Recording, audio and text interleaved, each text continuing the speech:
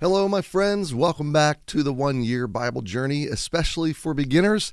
I'm Pastor Cary. This is Growing in the Gospel, and we are launching into week 33. 33 weeks after this week will be under your belt. We have come so far. I was thinking this morning as I was preparing this lesson, I don't know if this has occurred to you yet, but you at this point have heard and studied the entire story of the Bible with one exception, and that is Revelation, how it all ends. But I was thinking all the other narrative portions of Scripture, you've now studied. Now, there'll be some little pieces of narrative throughout the prophets, but my point is, as far as chronology that the Bible covers, you've studied all the chronology. Everything we're studying now is, you might put it under the category of additional information. It's all vital, it's all necessary, but the storyline of creation, fall, and the work towards redemption, and the story of the Old Testament that leads up to the arrival of Jesus and the life of Jesus, and then the work of Jesus going forward from the empty tomb into the book of Acts and the expansion of the church of Jesus through the New Testament era. We've studied the entire story. So all that we're doing now is we're putting more information into the story. And right now we're in the genre or section of the Bible called poetry. So let me talk to you about your Old Testament, New Testament readings for this week. You might say it this way: in the Old Testament, we're in the poetry and instructional section. And in the New Testament, we're in the epistle or letters to churches and instructions section. So again, it's all addendum. It's additional information. Not addendum, that's not the right way to say it. It's really essential. It's central, but it's message that's explaining the storyline and the heart behind it that we've read, and filling it in with wisdom and instruction and theology and understanding. So in your Old Testament this week, you're going to read Proverbs 11 to 30. In the New Testament, you're going to read 2 Corinthians 6 through 10.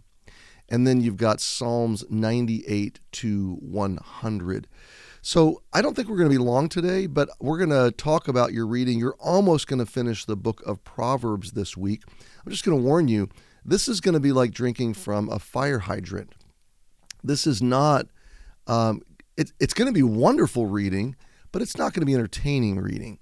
And what I would encourage you to do on this reading is not do it all in one sitting. It's not bad if you do. That's just fine. However you can do it. But I would encourage you to do a chapter or two at a time in different sittings, because Proverbs is like a machine gun. It's just rapid fire sayings, instructional proverbs. That's the word I'm looking for. They're little statements that are pointing us to the wisdom of God, the understanding of God, the knowledge of God, and honestly, through a gospel lens, what Jesus produces when he comes into our lives. The life that he calls us to live, the way that life is wired to work, built to work, designed to work. It's like the software programming of life. How did God work life? What makes life work? So it would be more beneficial to you to read it in smaller chunks over several sittings than just all the way through, because you're going to retain a little more if you can slow down and muse and consider your way through it. Another thing I would tell you about Proverbs, and I realize at this point you're 10 chapters in, but you might also have a couple of newer modern versions of the Bible side by side, so that you can, if a Proverb's just really throwing you for a loop, you can refer to a modern, more vernacular rendering of that proverb, and perhaps a more dynamic understanding of it than just a word for word literal sense of it, because these are a little bit poetic and picturesque and conceptual. And I'll give you one, for instance, of what I'm talking about. where Proverbs are easy to misunderstand, okay? So let me give you an example. Proverbs 18, give me just a second, 18:24. It reads this way: a man that hath friends must show himself friendly, and there is a friend that sticketh closer than a brother. Now, you read that out of the Authorized Version, which is the version of the Bible I use the most in teaching. And you just intuitively, in our 21st century vernacular, you intuitively get it wrong, okay? It's not that the translation is wrong. It's that our understanding of the verbiage and the vernacular, the structure of the sentence, the grammar, it's that our understanding is wrong, okay? We say, well, what could possibly be wrong about it? Here's how we typically understand that verse and how we typically teach and quote that verse. If you want to have friends, you must be friendly. And there is a friend that sticks closer than a brother, Jesus. The first thing that always bothered me about that verse is the conditionality of it, that you're not going to have friends if you're not friendly. And then the contrast of the unconditionality of, obviously, the reference to Jesus, a friend that sticks closer than a brother. The idea of the two phrases didn't connect to me. And that's one rule that's pretty standard in Proverbs, okay, is that every joining of two phrases, they're either repeating and restating each other or they're contrasting each other. And so the idea that, okay, if you want friends, be friendly. Oh, and by the way, there's a friend that sticks closer than a brother. They just don't connect if that's the true sense and meaning and interpretation of the verse. There's not a clear connection there. So even as a young person, I would read this verse and I would stumble on it. Okay, so I'm going to read you three other versions, okay? The ESV says, a man of many companions may come to ruin, but there's a friend who sticks closer than a brother. Now that's very different. A man of many companions may come to ruin does not mean the same thing as what we read, a man that hath friends must show himself friendly.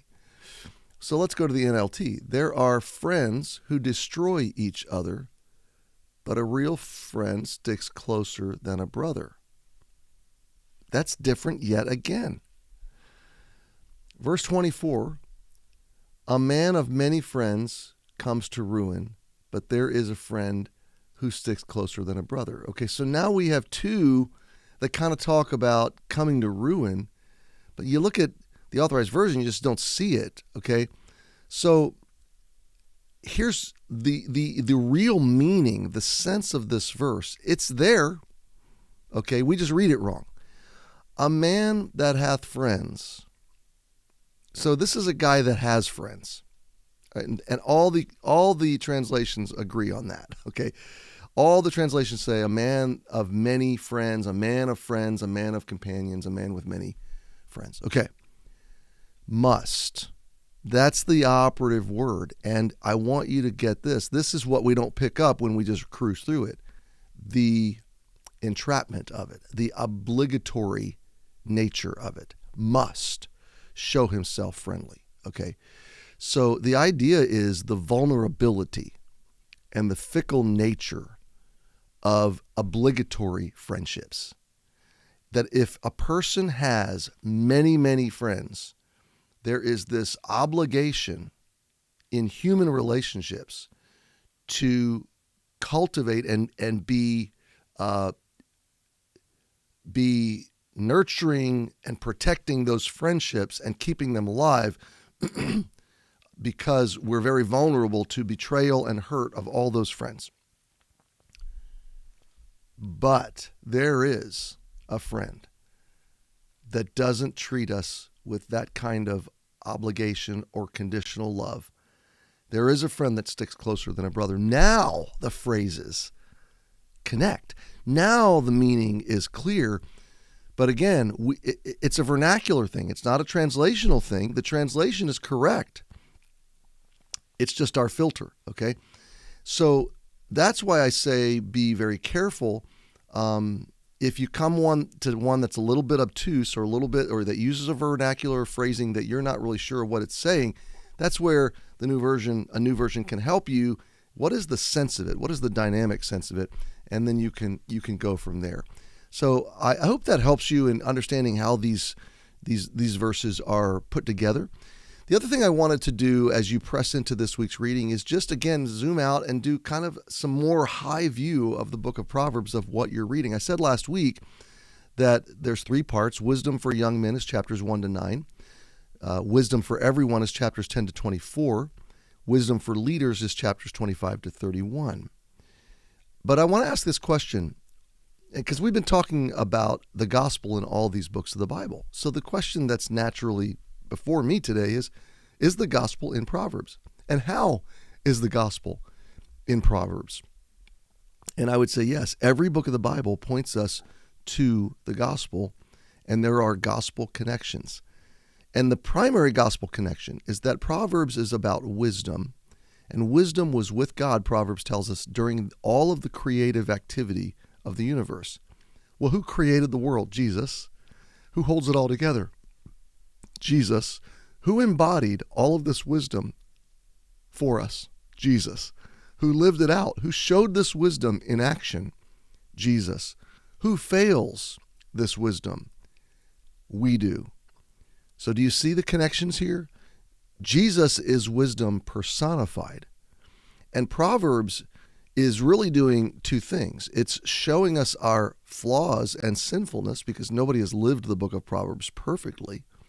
And by contrast, it's showing us the wisdom of God that is revealed in Jesus and in the gospel. And any open-hearted, humble, reasonable reading of Proverbs would not drive you to trying harder. It would drive you to your knees asking for mercy and forgiveness and for help. It would press you to run to God and say, God, if these are your ways, if this is understanding, if this is wisdom, then help me to walk in this way.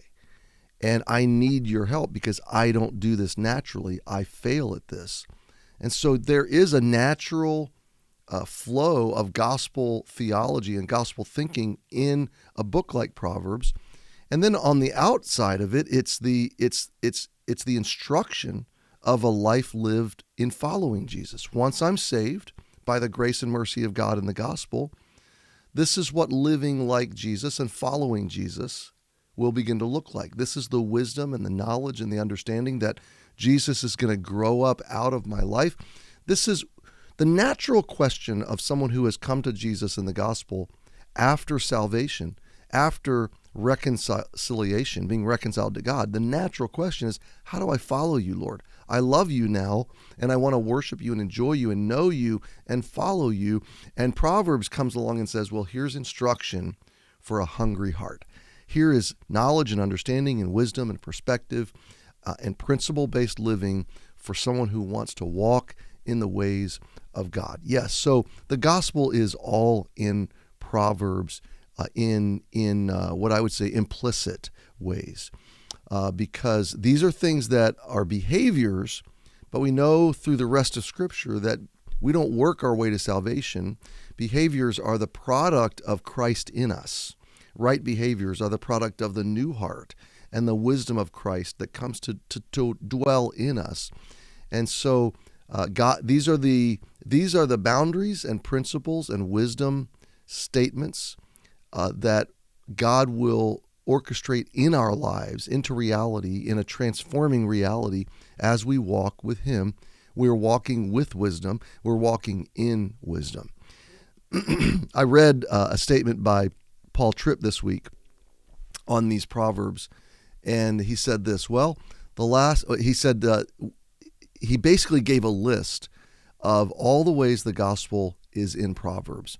Let me read you his list because I thought this was good. Every proverb contains the whole biblical story, in that there was an ideal, and we have fallen from that ideal, but Jesus fulfilled that ideal and calls us back to that ideal by His grace.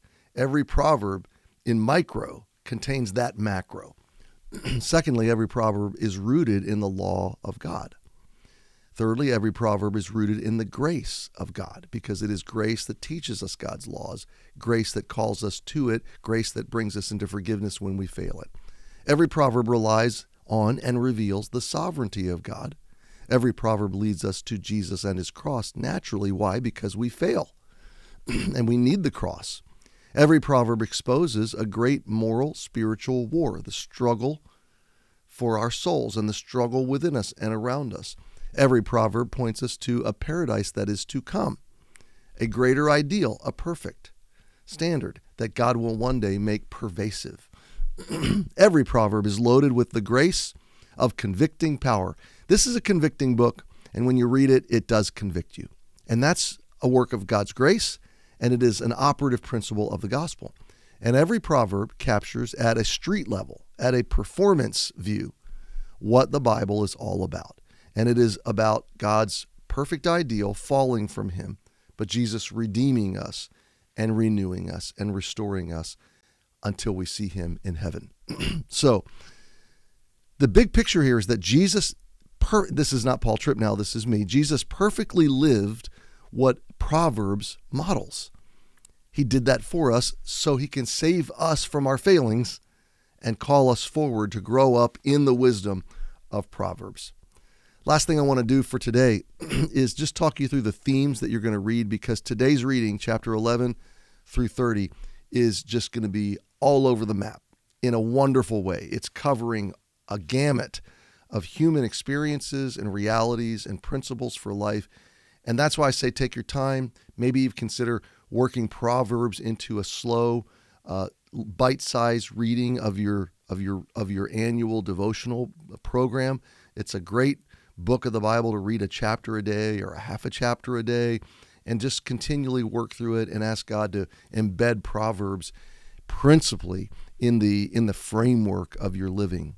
So the themes of Proverbs are the fear of God, the wisdom of God, the fatherhood of God, the great biblical drama, the operation of grace, the moral world ruled by a holy God, the seduction of sin, the centrality of the heart, the great war for glory, eternity, redemption, the grace of fresh starts and new beginnings, the importance of a submitted and surrendered life, justice, rich and poor, and what is money and true riches all about, honesty, generosity, stewardship, love of your neighbor, the nature of sexual temptation and sexual fidelity, the folly of folly, humility, the rich emotional life of sadness on one hand and celebration on the other, the problem of anger, the importance and value of work, the stewardship of material realities and physical things, the gifts of God, the practicality of a living towards God, fearing and following God, the nature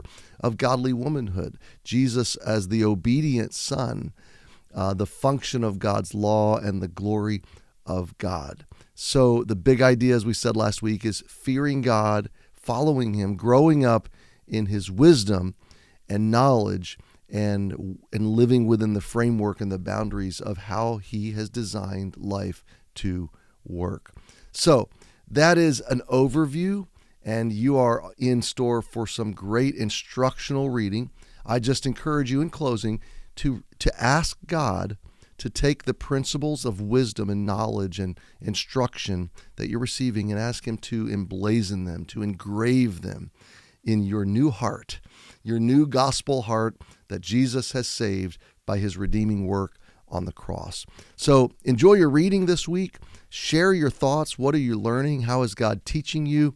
And if you have a question, I'd love for you to air it. If there's a verse that throws you, let's post it on the comments and let's dig into it. But I'm cheering you on in week 33, and I'm praying for you. And we'll see you tomorrow in the New Testament video. Have a great day.